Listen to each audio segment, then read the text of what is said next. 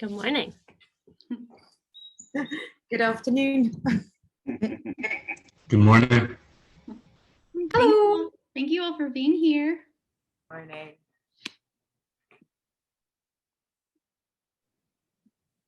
For those of us who haven't met yet, and I can change my name on the screen, I'm Jenna, the Operations and Programs Manager here for GAS, and I'm going to be helping and supporting one of our amazing board of directors, Mike Soroka, kind of facilitate this first ever green exhibition reception, which is super exciting. So we're going to have more folks kind of trickle in, but thank you for being here.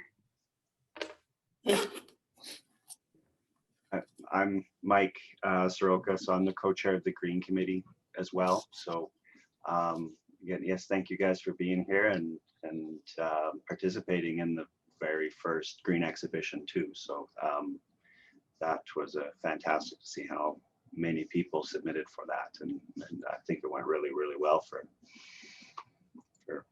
an idea we came up with this year. So yeah, that worked out well.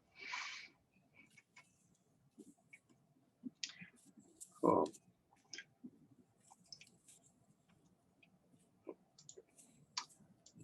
So do we want to wait just a couple more minutes to see who shows up, Jenna? Yeah, let's maybe wait like 2 more minutes and then we could get rolling. Allow for the fashionably late.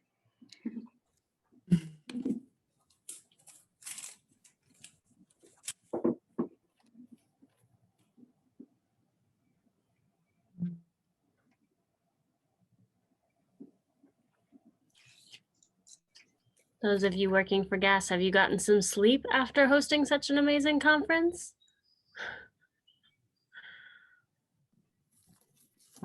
Sorry, I was in another virtual page getting the links for folks. Oh, we have another person joining, yay.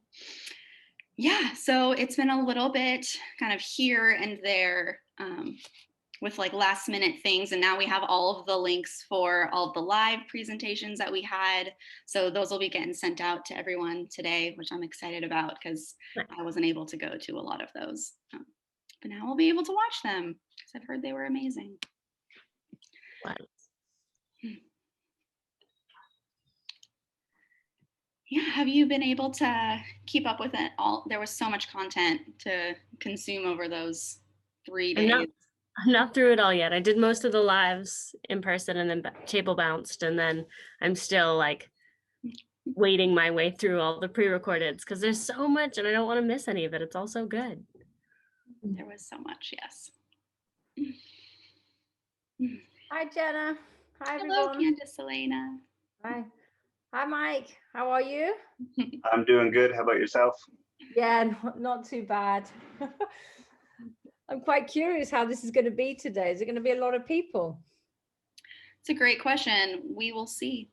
Because it was a little bit short notice. We had to switch from our lovely Zoom platform to, no, Remo to Zoom. Yeah. Getting them all confused. But I think we're good to go now, Mike, if you want to get us like started. Sure. So again, yes, thanks everyone for coming out. We want to this morning we'll kind of chat a bit about how you guys thought the exhibition went. Would love some feedback on it as well. Just like I said, this is the first one we had, so if you guys have any ideas or things you'd like to see moving forward, we would absolutely love to get that feedback as well. But mostly we're here to talk with the winners, discuss their work, and also really to send out a thank you. So not only thank you for participating, but want to thank the jurors for jurying it. I'm gonna do my best for some of the pronunciation. I apologize if I screw up some vowels. So we had 4 people jurying it: Julie Bolanos-Durman, Amber Cowan, Candace Elena, and Frederick Rombach. all were the jurors, and Candice, Elena, and Frederick are also on the Green Committee as well. So on top of juring, they've got a lot of other work that they do with gas to help us get the Green Committee moving and getting content made. So thank you very much. There was a lot of entries and a lot to go through, so thank you very much. And also want to thank the mentors. So we were looking at what could we do as what would be valuable to this community as we focus on green, and having some mentors that could kind of share their knowledge on sustainability in glass, and be able to work one-on-one with people in their careers, and how we can drive sustainability forward. So Tim Muth, Jane Gavan, John Lewis, Maria Spar Peterson. So are the four people who have donated their time so that we can pick their brains, their expertise, and share that knowledge with the winners. So yes, it was a lot of people came together to make this work, on top of the gas staff that had this and a whole conference. So thank you very much. So Abigail, the winner of the exhibition, you have, I'm gonna let you have the floor. Sure. And so I stopped talking. So Thank you. Well, I said, I'm afraid I don't have very long. I have to go and pick up my kids. But firstly, thank you so much for this award. It's really, it's a real honor. So I thought, here I am in the studio, and I thought, I don't know how many of you have seen the film Flux, which is about making a glass from a single beach. In my studio, I'm just going to pick you up, so I hope you won't feel seasick. This is my studio. nice. And this is the beach where the glass was, the sand for the glass was taken from. So you can see the color of the sea. It's pretty much the color of the glass. Here's a piece of a muff that's hanging up in the window. I don't know if it's not so easy to see there. It's a failed one, really. It wasn't meant to turn into a little scroll, but we didn't split it enough. And here's one of the muffs that we did make. So I just thought it might be nice to see the beach, to see the glass, because you do see it in the film, but in the film you don't see this beach. This is Porthmeor Beach in St Ives, where Tate St Ives is just along from me here. And yeah, I'm lucky enough to have one of the Porthmeor studios, which are the studios of the St Ives Moderns. So it's like very important site for mid-century British art. So Ben Nicholson was here, Patrick Heron, Barbara Hepworth was here briefly, but she had a studio up the road. Anyway, so I'm lucky enough to be here. And then, as you know, I felt like, actually, when I was like looking back, I feel like a bit of a fairy tale, like there was an old woman, or there was a woman who decided to make glass from a single beach. What a ridiculous thing to do, like some kind of nursery rhyme. But that's what I felt like I wanted to see if it was possible. And it was, which really surprised me, because all the time I felt like a lot of our tests were really, really properly failed. And I didn't really know, because I just had information from forensic archaeologists, which is obviously put together after the fact and with not much detail.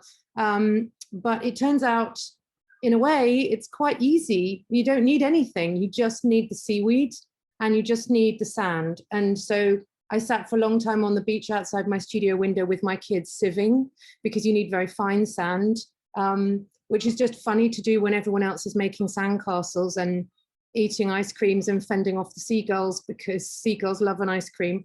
And we were working, and it just felt really good. It felt really good to somehow be here on that beach, laboring for meaning rather than using it for leisure. And I live in a place which is heavily, it's a site of great tourism, especially now, because now in the UK, we really can't go on holiday anywhere else because of COVID. So everywhere is amber or red listed pretty much, except Portugal. So in Cornwall, we're kind of bracing ourselves for an enormous deluge of tourists because it's, the effects of COVID on Cornwall have been very extreme. So the house prices have rocketed. Everybody wants a second home here. Anyway, that's a different story. But this is the opposite of that. This is really the land speaking for itself.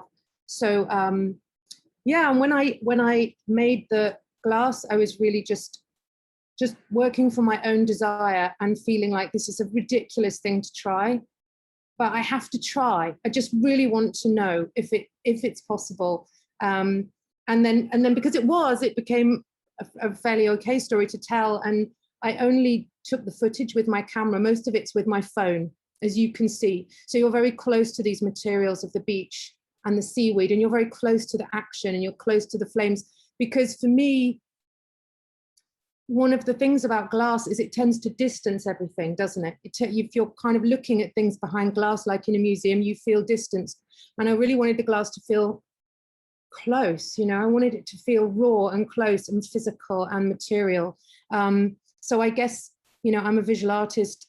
I think a lot about, you know, the ideas of material, like what does a material signify? What does it mean? What's its history? Why? What does it tell us? So I guess I wanted to sort of, oh, please make that a kid's book. Thank you, Celia. Good idea. There was an old woman who lived in a shoe, and one day she made glass using nothing but stew. Anyway, yeah.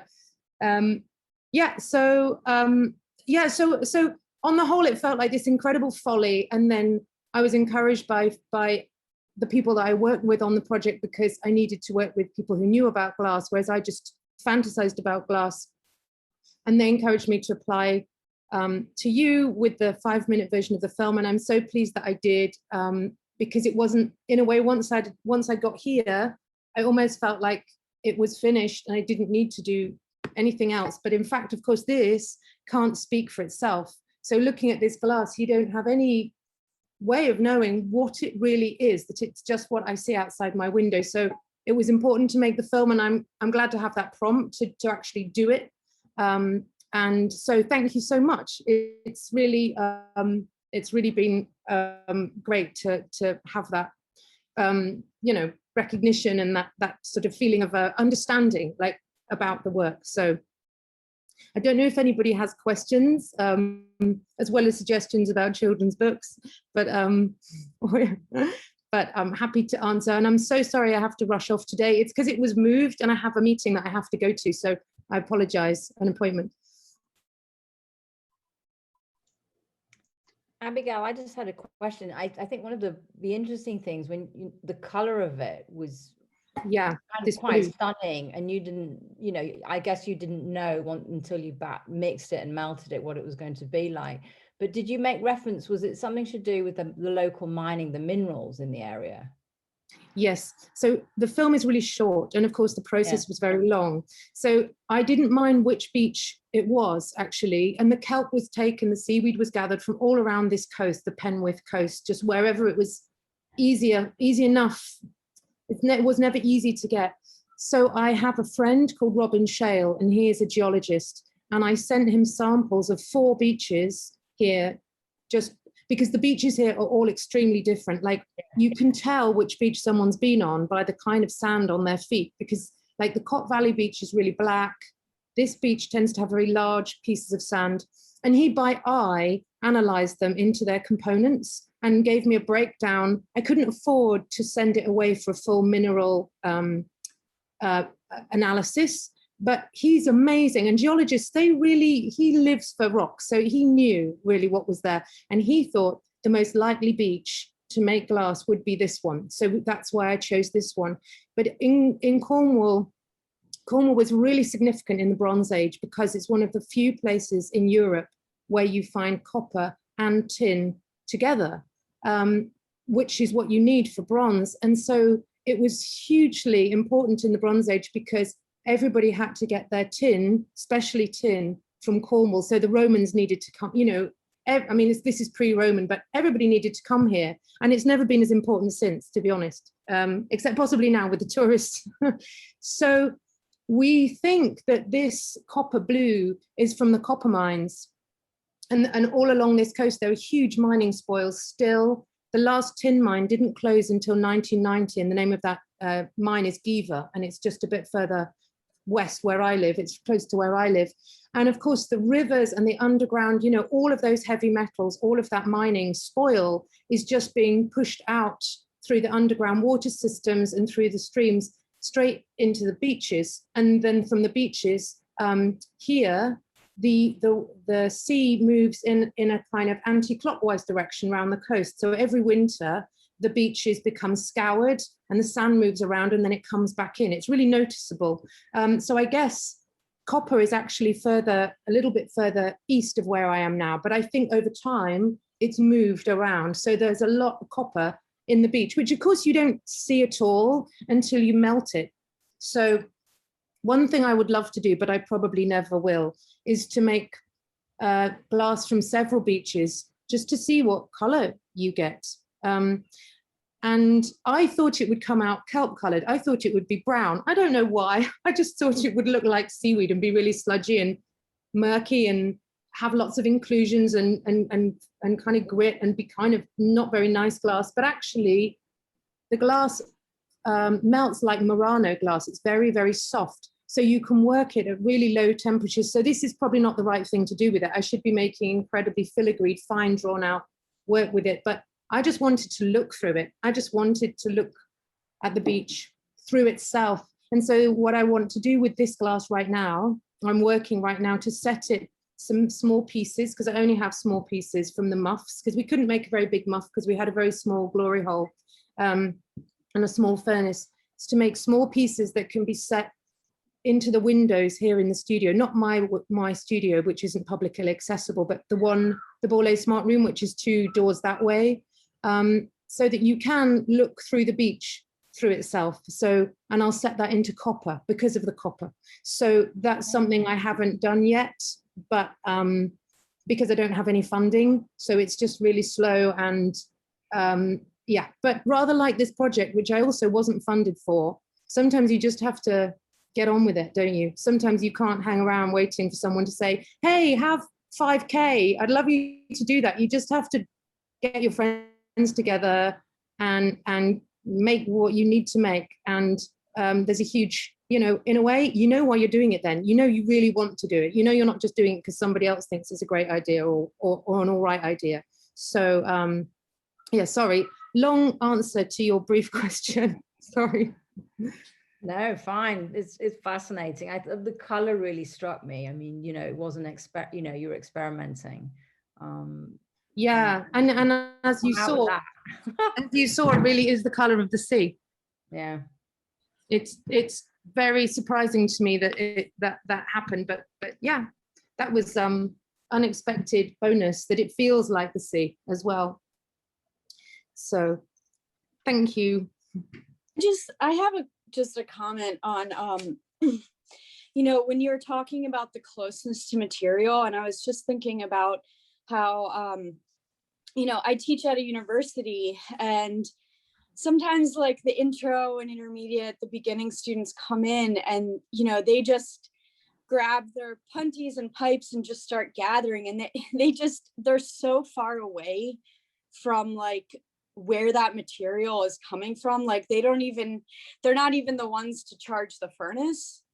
So it's like, I try to tell them like, this isn't some like wishing well of glass that's just always magically full and hot for you to come in and use, it's like, and then like, I just, hopefully if it's available, I'm excited to show them this video to be like, look, this is like the most like direct way to bring this material from nature into this scenario of hot glass. And like, even though now in the studio, you know, we're kind of far away from that with like, you know, bought batch and cullet and things like that, it's still like, I'm just really looking forward to kind of showing the students like how directly this can come from nature. And because they do feel like so far from it, you know, at that stage. So I just really appreciate that in your video. Thank you. Well, I'm really happy for it to be shown anywhere, really. So I hope you can show it if that's useful. And I think it's helpfully short, like there's a 5-minute version and a 12-minute version. But I feel like it's not just your glass students. I feel like the way that advanced capitalism works is that we all feel incredibly divorced from most of the materials that we touch and use every day. And like my computer, no idea about really anything that it's made of. I just, you know, and plastics, the way, you know, there's an interesting thought experiment where you can sit down anywhere, like in a hotel or a home or anywhere, and take everything off the table that wouldn't have been able to be made 60 years ago, which is kind of everything plastic for a start. And it's kind of amazing how little you sometimes have left on the table. Like we're in this accelerated moment of being divorced from materiality, including being on Zoom like this. We're divorced from our own physical materiality. And I think that's really interesting to sort of, I think for me, what it makes me do is try and press really hard in the opposite direction to have a kind of push and pull. And I'm sure that if it wasn't that feeling about what it means to live now, I wouldn't have felt so much that I needed to try and make this, needed to try and get back to the bones of it, you know, like you were saying, to get back to that raw, direct experience of what the hell is this? How does it work? And even then, I don't really know how heat works. So I don't really understand how the heat works in the furnace. And I know it works in many different ways, but lots of parts of the puzzle are totally unknown to me still, but we did it kind of by intuition as well. We just kind of had to do what, like took directions based on what did work and what didn't work, which was another kind of knowing that I think we're a little bit divorced from now. We tend to want to be told exactly how to do something and how, and actually a lot of the time you can find your way with intuition, I think. Trust what the material is telling you, which is why I guess I love the way that glass is cut by just a suggestion, and then it falls apart. I just think that's a beautiful thing about glass, and no other material does that. Wood doesn't do that. Stone doesn't really do that. Anyway, yeah. So I hope you can show it to your students if they would like, if it's helpful to you. That would be super. I don't know. Does it stay on the website, Jenna? Yes. So we'll have the now viewable to the entire public is both the virtual exhibition, which is just a page on the GAS website, and then there is also the digital catalog that we have that you can also find within that page on our website. And so those can be shared to whoever is interested in them. Great. Mm-hmm. Lovely. Thank you so much for sharing, Abigail. And then if anyone else has questions, feel free to jump in. This is kind of a relatively informal, just gathering of folks to kind of celebrate all of the work that you've been able to do. And we have other artists that are in the show that are here too. And I know also, Celia, you had a lovely lecture as part of the pre-recorded roundup in the virtual conference. So glad to have you here. I'm so sorry I have to go. I wish I could stay, but it's been fantastic to see you all. Thank you for your questions. And thank you again for the award. I really appreciate it. Bye. Thank you. Thanks. Bye.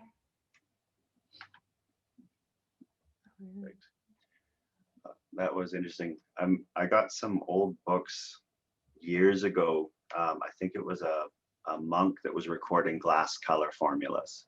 And the formulas are like bone mash and like it isn't chemical names, it's just things from nature that you can pull to make these glass color. It was really neat. Wow. I think it was the Rakow I think I got them from, but I forgot I even had them until just now, and just hearing about just where the sand comes from and that, so that's kind of neat. And the algae, that sort of did my head in,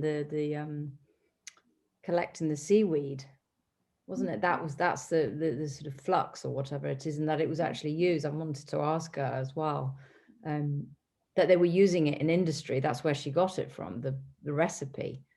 Yeah, the Like, pot I never ash heard that. changes based on region for historical and ancient glass, based on what they had. And that's actually what affected a lot of the colors, because a lot of plants are either high in copper, or a lot of plants, especially marine plants, are high in silica as well, which is interesting. So it's like an extra glassy step No. with it. And so that's where a lot of that color and the start of inclusions and things come from, are those fluxes. Oh, Wow. cool. She had to collect so much, doesn't it? When you see it in the long, I mean, she That was had a to collect a lot. Yeah, to get it pulverized, and oh, it was amazing. So cool. It's almost reminiscent of when people made their own paints. Like you could almost like Renaissance sort of feeling to it, where you just didn't go and buy paint, you had to make it. Well, excellent.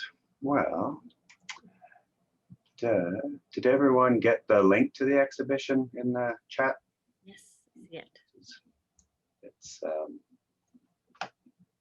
there's anyone here that wants to talk about any of their pieces they put in, we'd absolutely love to hear about it. And also, if, like I say, we want to do this every year too. So if anyone has any sort of ideas or anything that they would like to see, or a direction, then any comments like that, we would totally appreciate.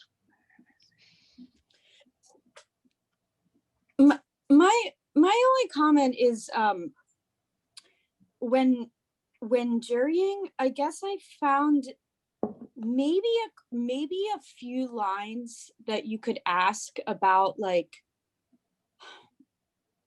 how you find this to be a sustainable practice or something, like, because some of the I don't know, I feel like some of the applicants, in my head, it wasn't quite sustainable. Mm-hmm. If, you know, but maybe they have an explanation for that, of why they think it is, would be maybe helpful for the jury, just to have like a line of their thinking of why they consider this to be eligible or something like that. That's a really good comment. We struggled a little bit with that. Well, struggle might be a strong word. We were debating on, we wanted to be open and as inclusive as possible. And so we had conversations about, well, is it the message of sustainability? Is it the practice of sustainability? Is it what do we want to invite, and kind of what is sort of the goal? And I think one of the comments came up was, well, let's try this and see who sends what. What is the community going to say? Because yeah, I think that's a fantastic idea, and I think maybe having them have to answer that question is a really good one as well. Yeah, just, it doesn't have to be long, just like a few lines about like why they think this fits, you know, in the exhibition. And I think that would just help clear up a lot of like questions that I had when I was looking at them. Yeah. Can I ask how many things were submitted? We had 30 applicants from, I want to say maybe like 5 or 6 different countries, but I would have to double check on that. Super.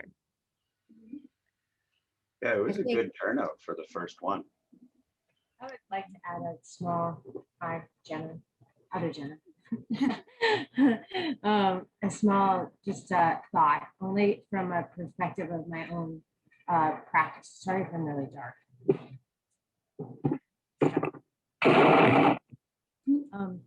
So for my own practice, like I collect the bottles that I use for my work from my immediate community.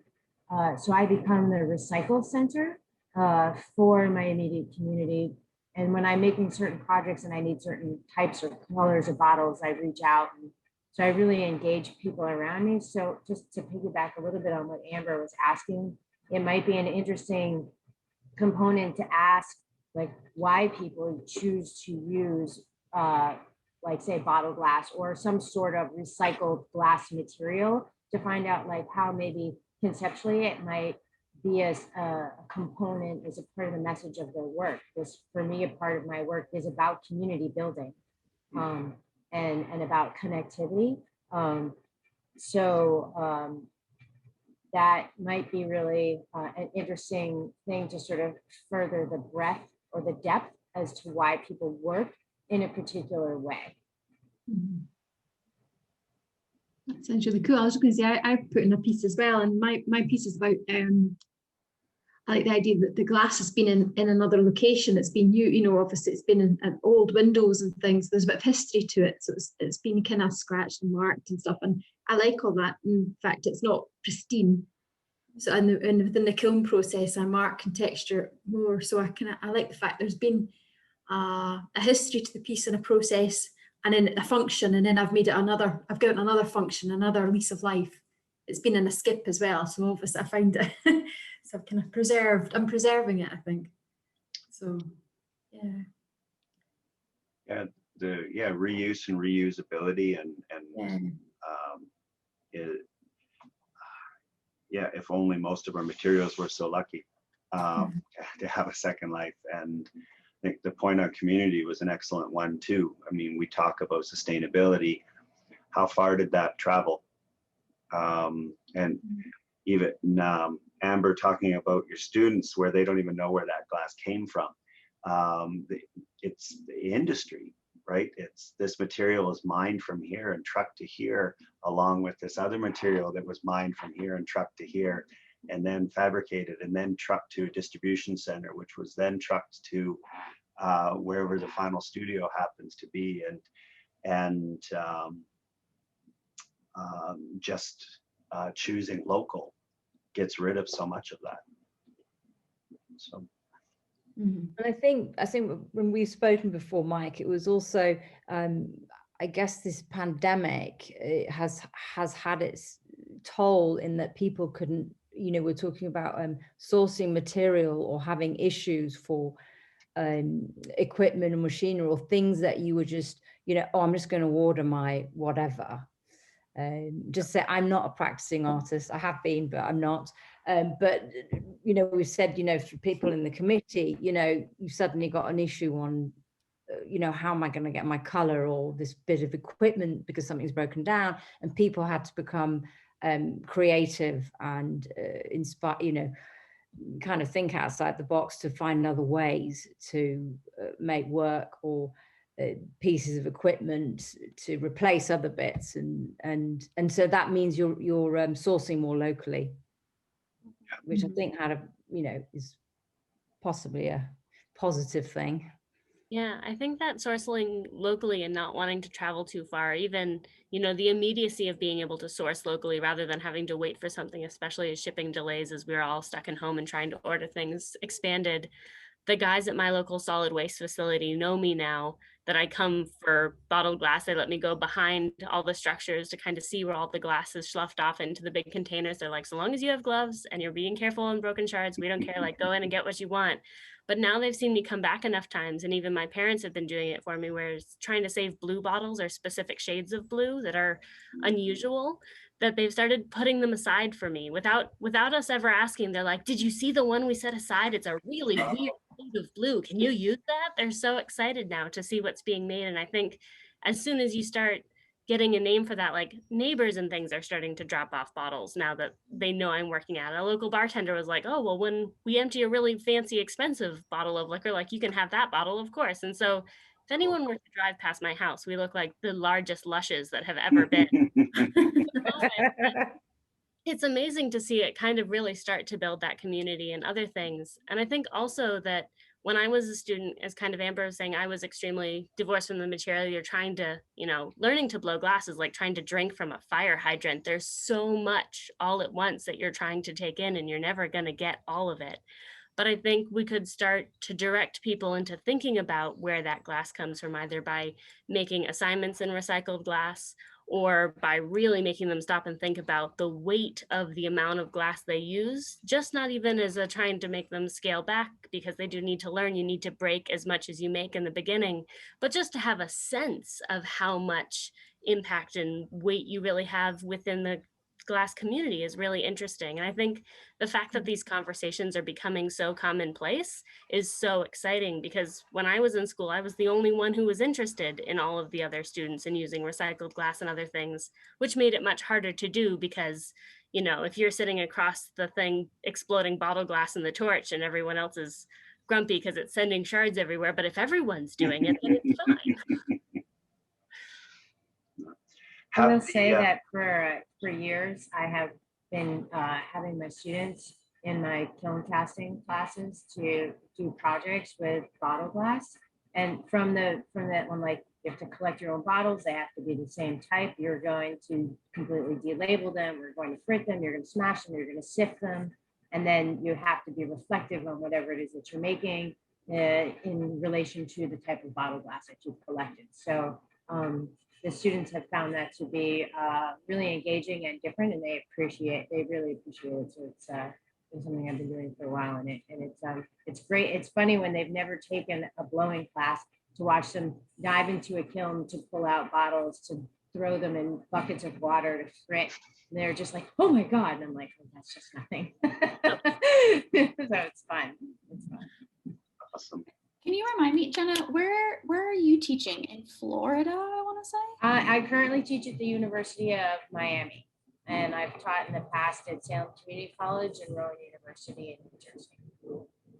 That's something that I was interested in when you were speaking earlier, and even Amber when Amber was here, of just how maybe with this show or Gas at Large that we could maybe invite more of those conversations or opportunities for educators and students to have either opportunities that kind of highlight recycled glass or sustainable processes, or just kind of invite more of those conversations into those spaces to kind of shift what Celia, you were just talking about, of it being more commonplace than, you know, an abnormal person trying to experiment. Yeah, I've had some pretty like interesting, when I was at Rowan, I had my students, their specific assignment prompt was their casting had to be reflective upon the type of glass that they chose. So I had, say, for example, a girl that found a beautiful blue, light blue, Britney Spears perfume bottle, and she cast a whale because historically perfume oil came from whale, right? And then someone else who did a Sprite bottle, and one of the major flavors is lime, so they cast a lime tree with it's like a little spines coming out of it. And so someone did beer, and they did like a brain, and it didn't fully cast, so it looked like a broccoli tree / atomic bomb plume, but like basically the brain just going kerflooey. And so the idea of like too much beer for a college student is like the perfect analogy. But so there, I have some like pretty good like visual examples to sort of show that, because for me it's very important for that relationship, because I am a little spicy when I see someone who's like, I use bottle glass and I made this Italian goblet. I'm like, well, why? Because it was hard. Just do it out of, you know, I don't see the purpose in that other than like the technical whatever, but I'm sorry, that's my own little spicy platform. But so I like to see it used just a little, like conceptually and thoughtfully in that regards. And that's like when I teach, I really try to marry both technique and concept equally as you go along, even when you're just learning. I think it's really important as you're learning technique to also develop the mind as to like why an artist or student would make a choice that they make, because everything matters, honestly. You know, I believe it's important for materials to be used intelligently, no matter what type of material you use. I think I think you just sort of nailed something quite huge there, that, you know, the material does matter, and this is what is probably the bigger global issue at large, is that there's just been this idea that this is endless, boom, boom, boom, we have it, and you know, and that there's no impact, and it has got an impact. So that's, yeah, I think from an educational point of view, that's the starting point, isn't it? Is, you know, it has you've got your concept, the material, but the material matters, why you use it, but also going back to Am's point of understanding where it's coming from.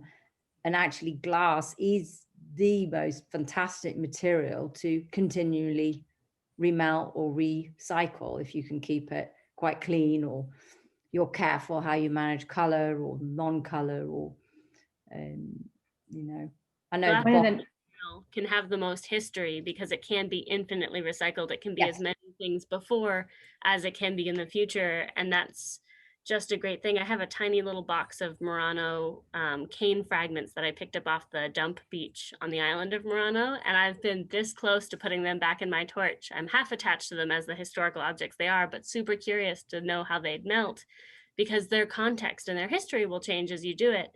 But it's one of the reasons we think we don't see much glass in historical digs and other things, is because of its prevalence of being recycled. You know, they took their broken pottery and they mashed it into bricks, and we can still see the fragments. But when it came to glass, they melted it down and made something else because it was valuable.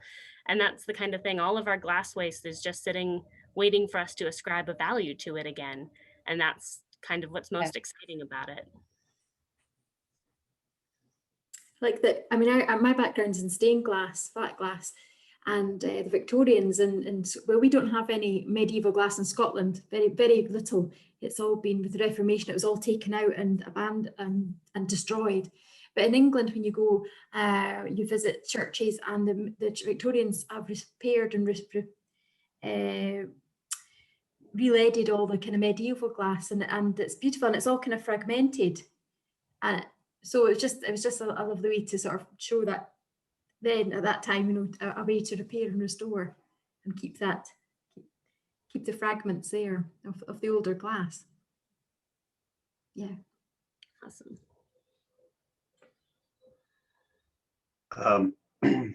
Celia, in your presentation that you gave, you made a point, and it Jenna just reminded me of your point of, if you're going to make something, have a reason. And so Jenna, your note to your students, don't just make something with purpose. It reminded me of that.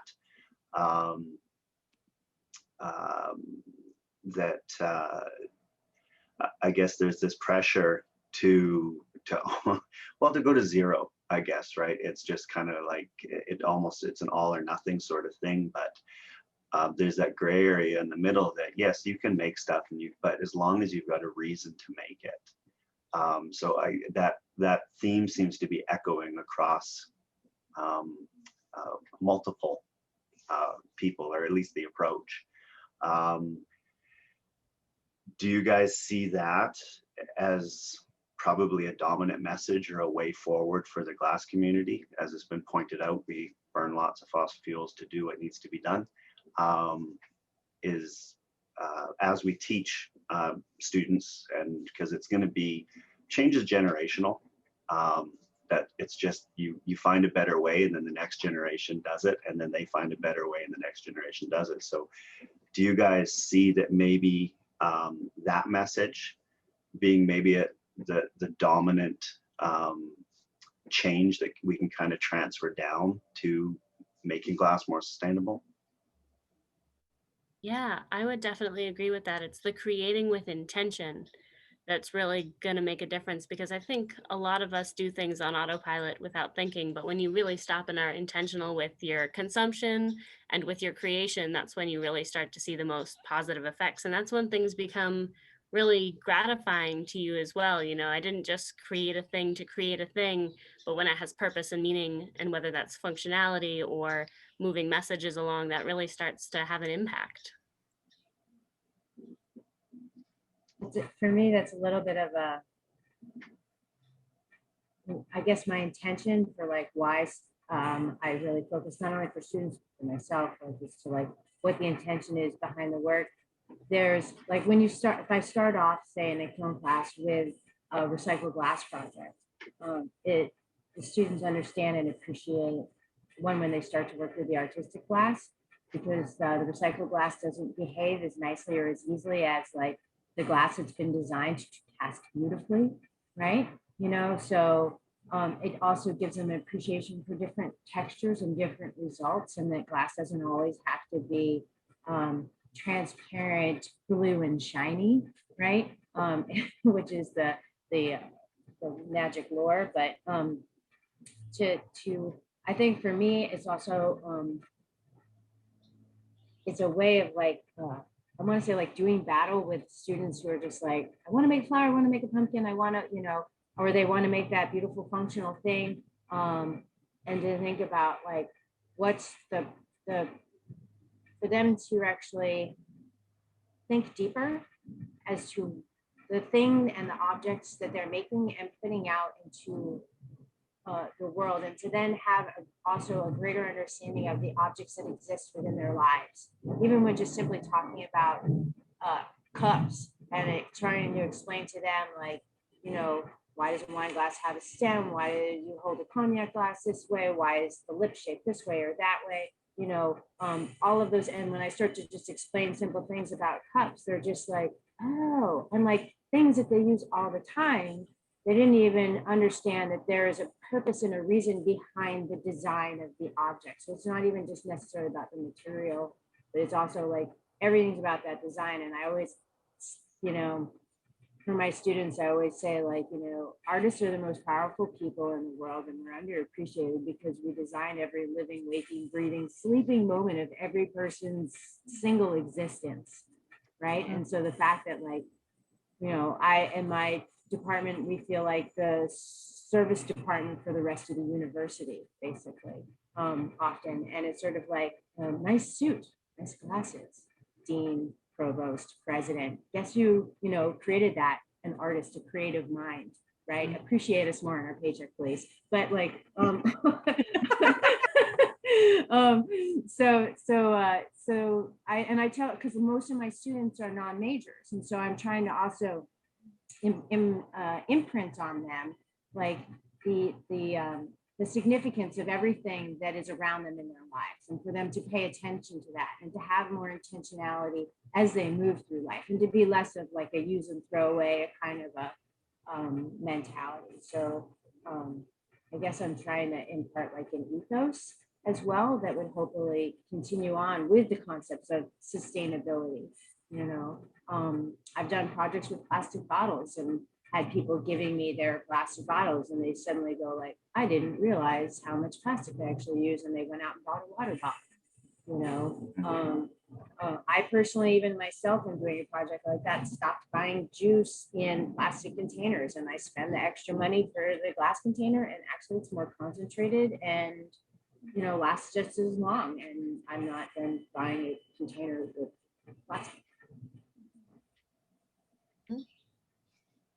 I'd be curious to hear, for those that are still here, as we start to think of next year's green gas exhibition, if there is a particular theme or message that you think would be important for the glass community to maybe hone in on. Because as Mike was saying, this year we had kind of 3 buckets of concepts that artists could respond to, whether that's recycled, upcycled material use in glass, a sustainable process, or commentary on the environment. And so just to see like what people would respond to. But now that we've done that this year, my question is just, would it be more helpful to maybe hone in on that conversation, or just to keep it broad and still just get people more like exposure to all of those different concepts? I think it being broad is definitely helpful in the beginning, but something I'd like to see is something that has been the talk of a lot of work of conservationists and other things, is that where do you bring in the connectivity? So how does it connect to either the fields it's commenting on, that community engagement that we've been talking about and leads to sustainability, or also talks about hope. It's really easy to be the depressing person at a party when you want to talk about climate change. But where, Thunberg. yeah, it's really, really easy to be that Debbie Downer that just ruins an event. And I struggle with that all the time because my job, the one that, you know, pays me the most money, is literally getting up and telling people about why the places they're traveling to are endangered and how the animals they're growing attached to are threatened. And I have to do that in such a way that I don't completely depress them and lose my job. And so it's like, it's a very weird line to walk, but it is, you know, I think every story, every talk, every piece of art should do one thing, that should engage people. It should bring them an aha moment, and it should re-inspire.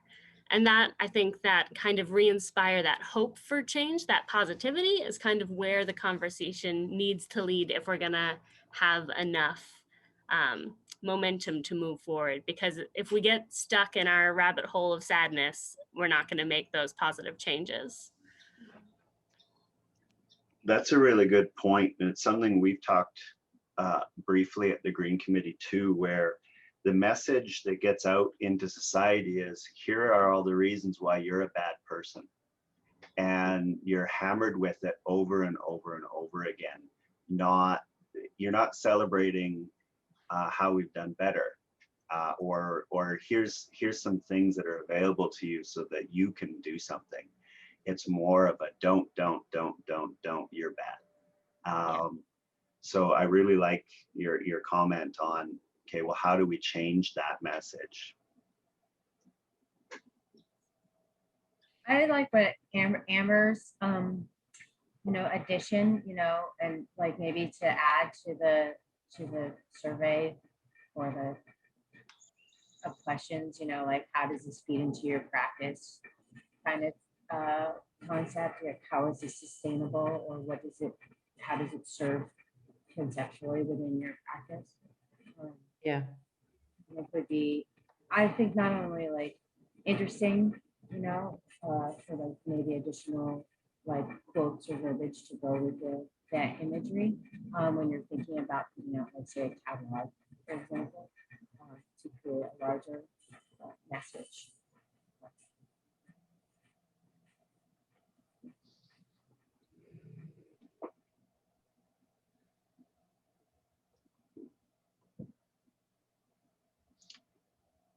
Well, maybe I'll throw another question out there that really isn't about the exhibition, but is about sustainability in glass.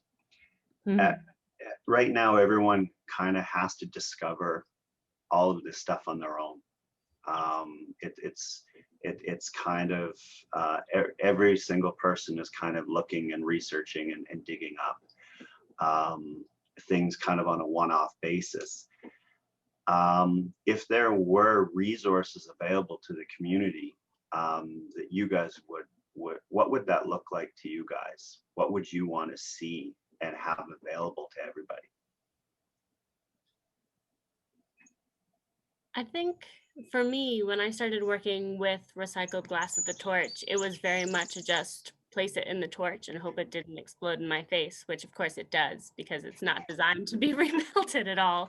But you can work with it. There are tips and tricks. And so I think it would look like getting together the people who do use recycled and reclaimed glass, and maybe kind of taking the things I've learned the hard way and writing them down, or making little demonstration videos of things that I've learned, things to watch out for, and then just a continuing building of that resource, whether that's some historical texts that are right there and easy to find. The Rakow Research Library was wonderful with me. When I approached them, it was like, I want to write about this. And they went, well, great, because you're the only one who's asked us for this. And then they gave me like 6 bibliographies of stuff, half of it in German, that I wasn't prepared for. And so I couldn't even, of course, before my presentation, get through the stack that they had handed me. But some easy resources to those sorts of things would be really helpful, I think, especially as everyone comes to their own realization that they want to look at this. If they're, you know, all the information is out there, but if we put it in a certain place and then give them even just, I didn't know any other artists to look at that were using recycled glass, just a list of artists in that community and that interest that don't mind say, hey, shoot me an email if you've got a question, either at the student or the professional level. Just, I think that would have been extremely helpful. Thank you for that. I think that's really good feedback, isn't it, Mike? Because I guess as a committee, you know, we're on the green panel, we're all in different places and we meet, and we're saying, okay, we need to try and pull a resource together. But it's just 5 of us there, you know, and it's thinking, we're not saying this is how it should be done, but we realize that out in that glass community, there is a lot going on, and it's kind of just sucking that information into some format, and then, you know, through the gas resource center, putting it there. And as you said, and then when people are ready, or it's suddenly like of interest to them, they have a place that they can go to. And I guess this exhibition has been great because it's shown, you know, 30 people have entered, and there'll be many more. It's just, you know, reaching them all. But it's a, you know, it's a good starting point. You know, maybe there is something with all the artists who've entered, we could do more about that from the exhibition as a resource, in the resource as well. Beyond, it might be some techniques people have used, or, you know, the way you work, or, you know, your demo video going, you know, this is now not how to do it with recycled glass because it'll explode. I don't know. You know, maybe that's a starting point for us as well, to work with some of the artists who've been in the exhibition, to take some of that information a little bit further and in depth. To have. Can I share a visual with you? Yeah. Yeah. I'm just going to flip my screen around. Ooh. So this is all recycled bottle glass. So I've started to do my own bullseye chart, so to speak. Oh, lovely. Sprite. Oh, fantastic. Oh, great. No, that is so cool. Years ago, Jenna, I was refurbing my house, and are you still there? And there was a company, they were in London, and this was like 17, 18 years ago, and they were doing bottled glass things. And I remember I went up to their studio, and they were trying to make, you know, out of recycled glass tiles. Like, I'm looking at those samples of your colors, and I was trying to order some for a shower, and they said, well, we're not in production yet. And I was like, well, show me all your samples.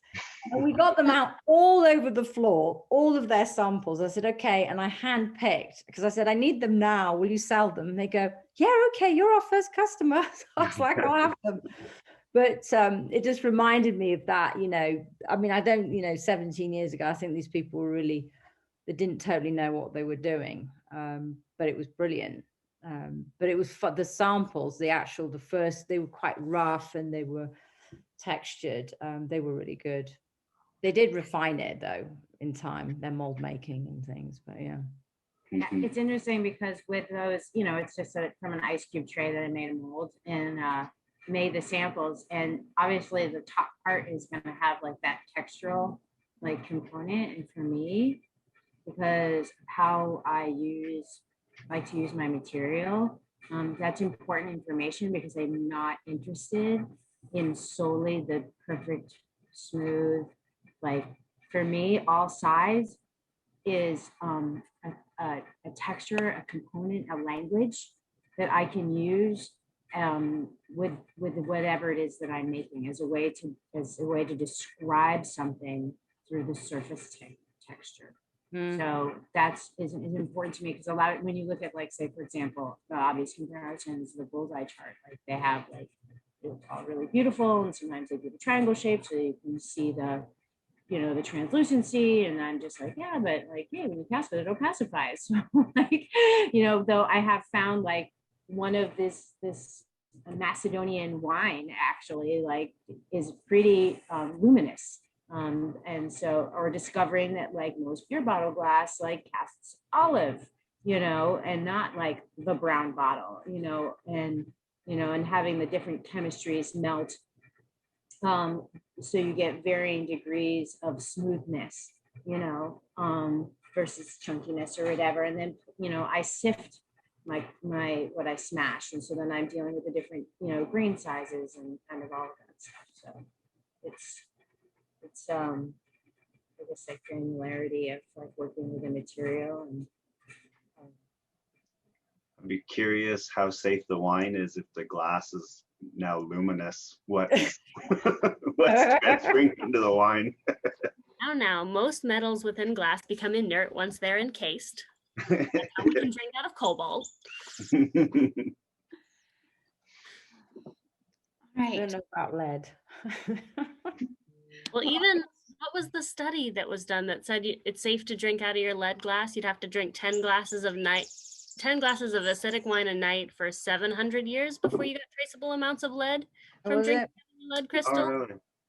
So perfectly safe. All right, well, challenge accepted. 700 years, you got to get there. Well, thank you again all so much for being here. I know we all have very busy calendars and schedules because as artists and in the field, you have 10 or so projects going on at once. So I just want to thank you for making the time for this rescheduled gathering to celebrate this exhibition and our winners and all the other artists that were involved. And I'm excited to continue this program and opportunity for future GAS conferences. So thank you all again so much. And I hope to see you in Tacoma. Those proposals actually for the conference are opening up in like a week and a half, which kind of blows my mind. So hopefully you'll apply and you can present there, or we'll see you in the exhibition again. Sounds good. Thanks so much, Jenna. Thanks, everyone. Great. See you all. Thank you. Bye.